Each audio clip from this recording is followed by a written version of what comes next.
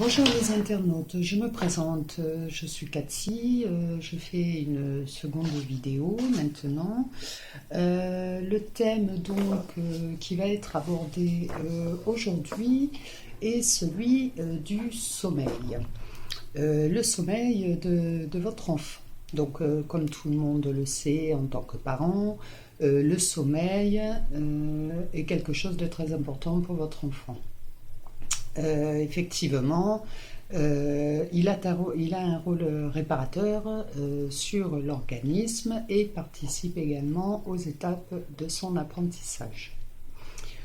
Le sommeil lui sert, comme pour nous adultes, bien sûr, hein, mais à trier et enregistrer les informations qu'il aura eues tout au long de sa journée. Et il récupère physiquement et mentalement, par le biais du sommeil, bien sûr. Et c'est au cours du sommeil que les hormones de croissance sont sécrétées. Je ne sais pas si vous le saviez. Voilà.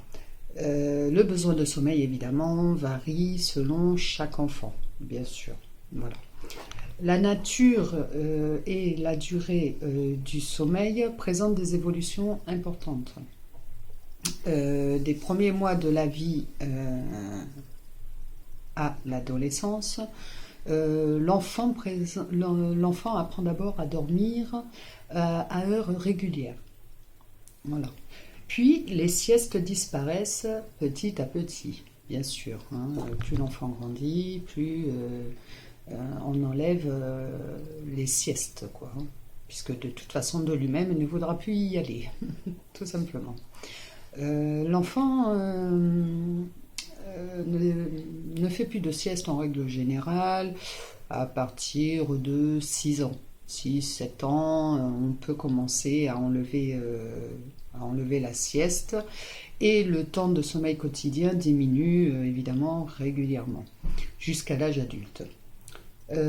Comme le sommeil de l'adulte, celui de l'enfant est organisé en cycles. Il commence par une phase d'endormissement, puis des cycles de sommeil se succèdent. Voilà. Pour ces cycles, chaque cycle du moins comporte deux types de phases. Il y a la phase calme, ce qui s'appelle le sommeil lent, bien sûr. Elles correspondent au sommeil plus ou moins profond durant lequel l'activité cérébrale diminue. Il y a la phase d'activité intense, le sommeil donc paradoxal. Voilà.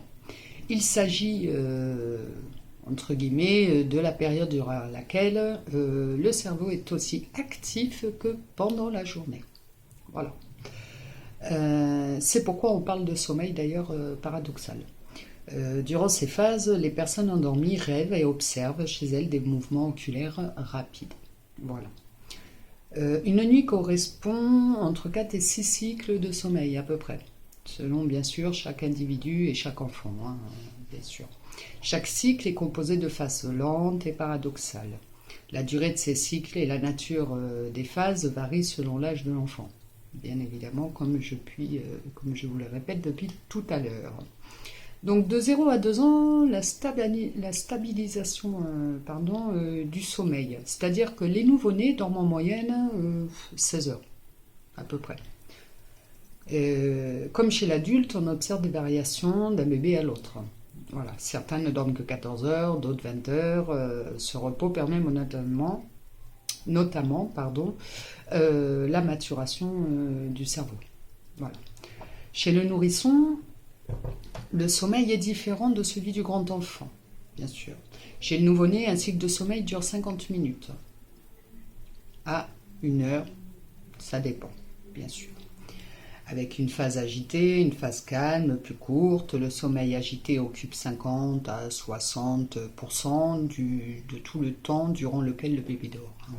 Voilà, ça c'est des petits conseils juste pour vous expliquer un petit peu la phase sommeil de l'enfant, hein, bien sûr, pour que vous puissiez mieux comprendre l'importance de chaque phase de son sommeil. Voilà. Donc souvent, c'est vrai qu'il faut un certain temps pour que le sommeil du nourrisson adopte une cadence régulière. Voilà. Il existe plusieurs étapes au cours desquelles la nature des phases du sommeil évolue. Vers 2-3 mois, les phases agitées disparaissent au profit des phases paradoxales du sommeil, bien sûr.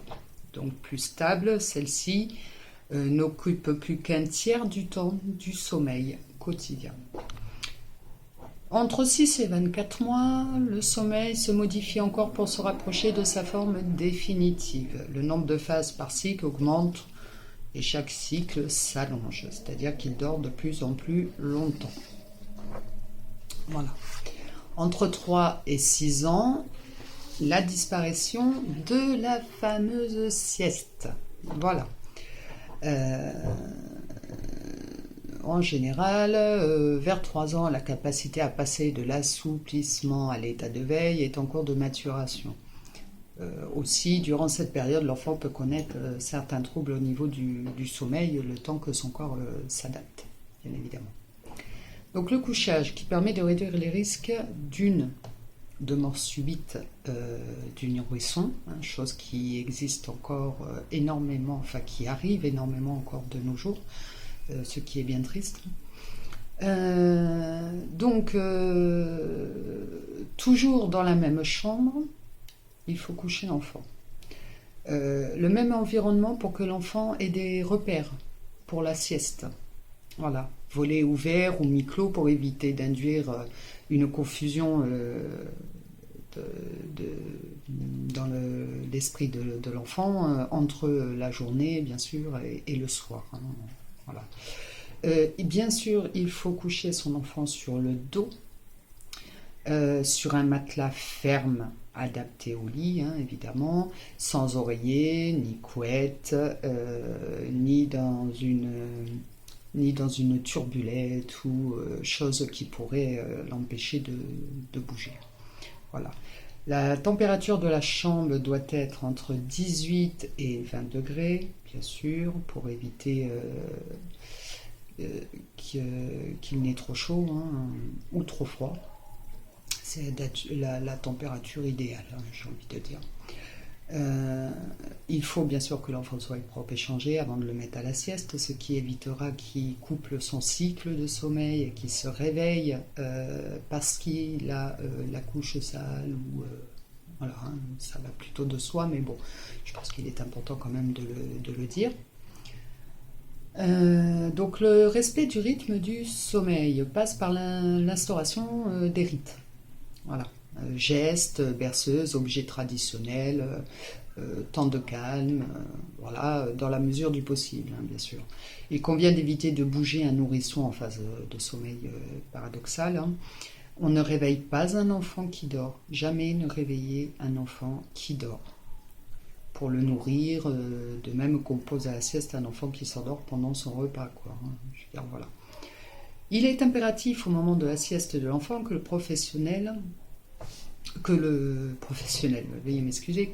parent veille à assurer sa sécurité affective et physique pour qu'il s'apaise et s'endorme tranquillement, bien sûr. Donc nous en étions donc à là. Lorsque les moments de sieste sont problématiques, puisque ça aussi cela peut arriver, rapprochez-vous de votre enfant pour essayer de trouver des pistes d'action. Voilà. Aïe, pardon, j'ai un torticolis. Laissez l'enfant libérer ses tensions. C'est-à-dire que vous pouvez le laisser pleurer. Laisser pleurer un enfant est bon pour lui. Voilà. D'une, parce que ça ouvre ses bronches et ses poumons. Et deuxièmement, c'est sa façon de s'exprimer. Donc, si vous l'empêchez de pleurer, vous empêchez votre enfant de s'exprimer. Chose qui n'est pas bon pour lui. Voilà. Il exprime effectivement ses émotions par le pleur. Voilà. À partir de 6 ans, On observe chez l'enfant donc une réduction de la longueur des nuits, bien sûr, un allongement du temps d'endormissement. C'est-à-dire qu'ils mettent plus de temps à s'endormir, mais les nuits sont plus longues. Voilà. Ces évolutions, bien sûr, n'impactent pas du tout sur la qualité du sommeil de votre enfant. Toutefois, certains troubles, terreur nocturne, somnambulisme, peuvent survenir. Voilà.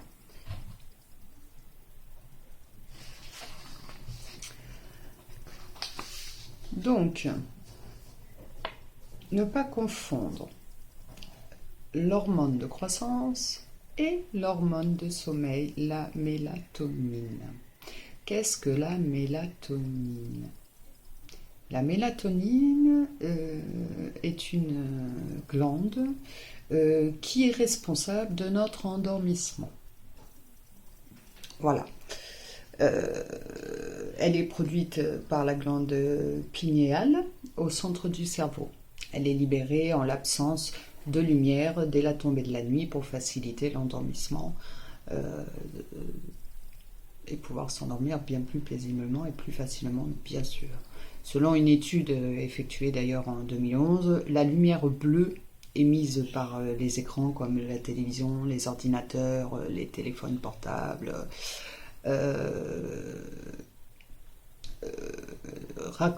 diminue la production de mélatonine. Voilà. Et rend l'endormissement bien plus difficile. D'où le fait qu'il est important que votre enfant ne s'endorme pas avec un écran, que ce soit télévision, ordinateur, téléphone, puisque ça risque de... Veuillez m'excuser. Ça risque de perturber son sommeil et il risque de mettre beaucoup plus longtemps à s'endormir. Voilà. L'exposition à la lumière rouge est donc vivement, par contre, recommandée. Il s'avère que la lumière rouge a un effet sur cette glande pinéale, voilà, et qui aide très très facilement à l'endormissement, et ça vaut pour les enfants tant que pour les adultes, bien sûr. Voilà. Donc si vous ne le saviez pas, si vous voulez vous endormir avec plus de facilité, mettez une petite lumière rouge et vous vous endormirez comme un bébé en un rien de temps. Je donne aussi des conseils par la même occasion pour les parents, bien sûr. Donc la mélatonine diminue à partir de 2h du matin. Voilà. Voilà, donc je crois que je vous ai à peu près tout dit concernant le sommeil. Voilà. Si je peux effectivement vous donner quelques petits critères, on va dire. Comme par exemple de 0 à 2 mois, le nombre d'heures recommandées pour un enfant. Donc de 0 à 2 mois et de 16 à 20 heures. Nombre de siestes par jour qui peuvent varier entre 4 et 8 siestes. Voilà. Entre 2 et 6 mois, il est recommandé donc de les faire dormir entre 14 heures et 16 heures par jour de sommeil, en mettant 3-4 siestes par jour. Entre 6 et 12 mois, les heures de sommeil sont recommandées de 13 à 14 heures, avec des siestes de 2 à 3 siestes par jour. Vous voyez comment ça diminue avec l'âge. Plus il grandit, plus on diminue les siestes et les heures de sommeil. De 1 an à 3 ans, il dormira donc entre 10 et 13 heures par jour de sommeil, avec 1 à 2 siestes dans la journée. En général, c'est une le matin, une l'après-midi. Voilà. Entre 3 et 5 ans, le sommeil étant de 10 à 12 heures par jour. Voilà, avec en général une sieste